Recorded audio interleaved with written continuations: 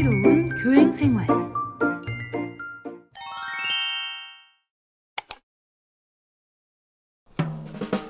실장님, 저 공무원 처음인데 어떻게 써야 해요?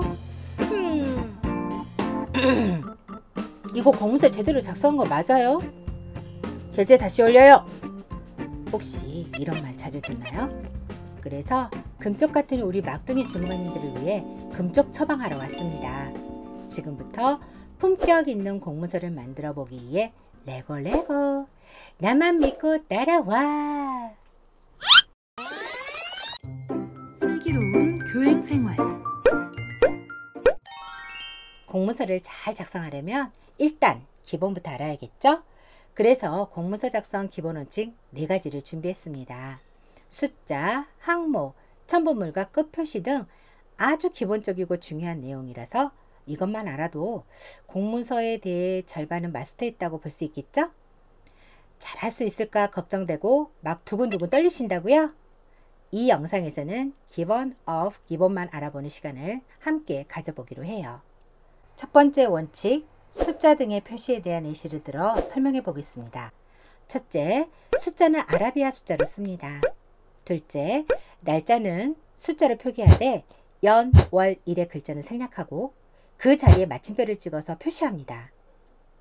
월, 일 표기 시 0은 표기하지 않는다는 것도 중요합니다. 특히 주의할 점은 마침표 뒤는 한타 띄우고 표기하는 것도 잊지 마세요. 셋째, 시간을 쓸 때는 24시각제에 따라 숫자로 표기하고 시, 분의 글자는 생략하고 그 사이에 쌍점을 찍어서 구분해 줍니다. 넷째, 금액은 아라비아 숫자를 쓰되 숫자 앞에는 금, 뒤에는 원을 써줘요. 그 다음에 가로를 하고 한글로 기재합니다. 그런데 금액을 쓸 때 선배들도 앞에 한글을 먼저 쓰고 숫자를 뒤에 쓰는 등 순서를 바꾸는 실수를 하더라고요. 또는 앞에 일금을 붙이고 뒤에는 원정을 쓰는 것도 봤어요. 우리는 예상과 회계 관련 업무를 주로 하기 때문에 특별히 주의하면 훨씬 좋겠죠? 그러면 다시 한번 핵심적인 사항을 정리해 보겠습니다. 먼저 숫자는 아라비아 숫자로 써요. 수를 적을 때 1000원 단위는 일반인이 이해하기 어려우므로 일반적인 숫자 표현인 만 단위로 쓰고 원은 단위 명사라서 띄었습니다. 다음으로 날짜에서 연, 월, 일의 글자를 생략하고 마침표 찍는 것과 마침표 뒤는 한타 띄우고 표기하는 거 이제 잘 아셨죠? 자주 하는 실수 중 하나가 월, 일 표기 시 0을 넣고 표기하는데 꼭 주의해서 제대로 된 날짜를 표기해 봐요. 그렇다면 화면에 이 날짜 표기는 어떻게 고치면 좋을까요? 한번 해볼까요? 짠! 이렇게 잘 바꿨나요? 나이스! 잘했어요. 시간은 대체로 쉬운데요. 그래서 선배가 준비했어요. 오후 1시 5분을 제대로 고쳐본다면 혹시 월, 일 표기 시 0을 표기하지 않는다고 시간의 시분의 0을 뺀 건 아니죠? 후배 중에 AM, PM을 넣는 것은 괜찮아요? 라고 묻던데요. 알아. 저도 한때는 2AM과 2PM의 팬이었지만 우리 공문서에서는 그러지 않기로 해요. 마지막으로 금액은 아무리 강조해도 지나치지 않아요. 숫자 다음에 가로를 하고 한글로 기재한다는 사실. 명심 또 명심! 두 번째 원칙, 항목의 구분에 대해서 알아볼게요. 항목을 표시할 때는 나름 위계질서가 필요해요. 그래서 그 항목을 표와 같이 항목 순서대로 표시하는 것이 좋아요. 1, 가, 1 반가로, 가 반가로. 점점 동그랗게 변해가는 게 보이죠? 기한문에 이렇게 표시하고 붙임 계획서 등 필요한 경우에는 특수 기호로 표시하는 경우도 많아요. 중요한 것은 항목에 우선 순위 구조가 있다는 점이죠. 이 아래도 몰라보는 것은 no. 항목 표시 위치와 띄우기는 중요해요. 집중해 주세요. 첫째 항목 기호는 왼쪽 기본선에서 시작하고요. 둘째 항목 기호부터는 바로 위 항목 위치에서 오른쪽으로 2타씩 옮겨 시작하면 됩니다. 그런데 항목이 2줄 이상인 경우에는 둘째 줄부터는 항목 내용의 첫 글자에 맞추어 정렬하는 것이 원칙인데 왼쪽 기본선에서 시작해도 무방해요. 이건 2020년 행정업무 편량 및 개정되면서 바뀐 내용이니 참고하세요.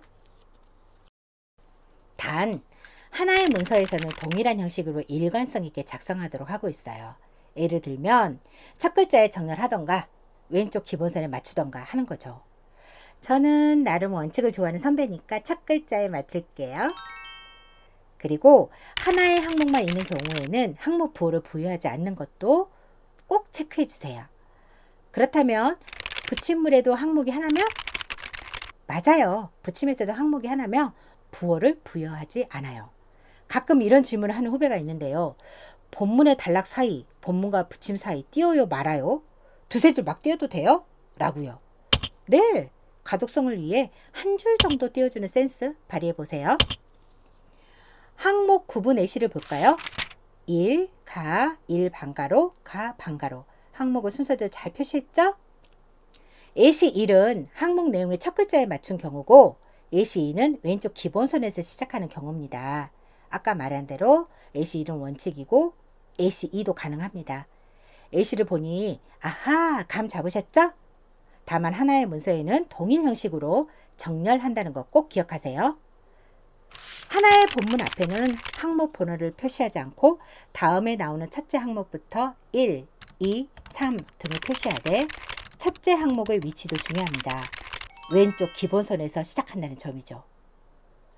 보통 하는 실수는 하나의 본문인데 이를 부여하고 일시 장소에 가, 나를 부여하는 경우가 많더라고요. 세 번째 원칙, 첨부물의 표시에 대해서 알아볼까요? 첫째, 화면과 같이 붙임을 표시하고 두 탈을 띄우고 첨부물의 명칭과 수령을 씁니다. 첨부물이 두 가지 이상의 경우에는 항목을 구분해서 1, 2 표시를 해주면 됩니다. 그리고 붙임을 표시하려고 할 때 한 줄을 띄우면 훨씬 가독성 있고 시원해 보이죠? 둘째, 붙임이라는 글자를 임의로 벌려서 띄어쓰거나 붙임 뒤에 쌍점을 붙이지 않아요. 은근 이 부분에 대한 실수가 잦다는 점 꼭 주의하세요. 와! 이제 마지막 네 번째 원칙, 문서의 끝 표시예요. 본문 내용이 끝났을 때는 마지막 글자에서 두 탈을 띄우고 끝자를 표시하고요. 본문이나 붙임의 표시물이 하필이면 오른쪽 한계선에 끝났다. 갈팡질팡 하지 말고 무조건 다음 줄 왼쪽 기본선에서 두 탈을 띄우고 끝자를 표시합니다. 첨부물이 있으면 붙임 표시문 다음에 두 탈을 띄우고 끝자를 표시하면 됩니다. 본문이 표로 끝나는 경우에는 표의 마지막 한까지 잘 작성되었다면 표 아래 왼쪽 기본선에서 한 글자, 즉 두 탈을 띄우고 끝자를 표시해주면 됩니다. 보통 끝자를 표시하지 않고 바로 표로 끝나는 경우가 많은데 놓치지 않을 거예요. 끝 표시. 마지막으로 우리 학교의 경우 최근에 학교 위탁급식 제안서 제출 때문에 연명부를 만들었는데 5군데 업체는 오겠지 했는데 3군데만 참여했더라고요. 그래서 3개 업체를 쓰고 난 뒤 네 번째 줄에 이하 빈칸이라고 써서 더 이상 참여 업체를 임의로 적거나 이의 변조할 염려를 없앴어요. 저 잘했죠? 여기서 재밌는 사실, 이하 빈칸을 빈칸에 한 글자씩 넣는 분도 있는데 우리 그러지 말아요. 안 돼요. 자리를 잘 찾아가는 센스 필요합니다. 오늘 공문서 작성 기본 원칙 4가지에 대해서 알아봤는데요. 여기에 4가지 유의사항만 살짝 추가할게요. 정확성, 용이성, 성실성, 경제성.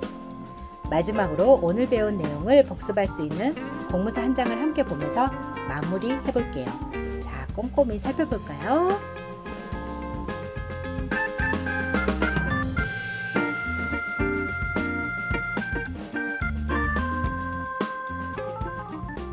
참! 쌍점을 표시할 때는 쌍점 앞은 붙이고 뒤는 한 탈을 띄우는 거 강조해서 다시 알려드립니다.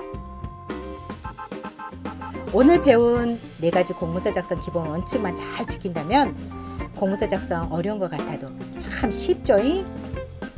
여러분과 만나는 오늘 참 고맙기는 해도 죽어도 오고 마는 헤어질 타임이 두렵다.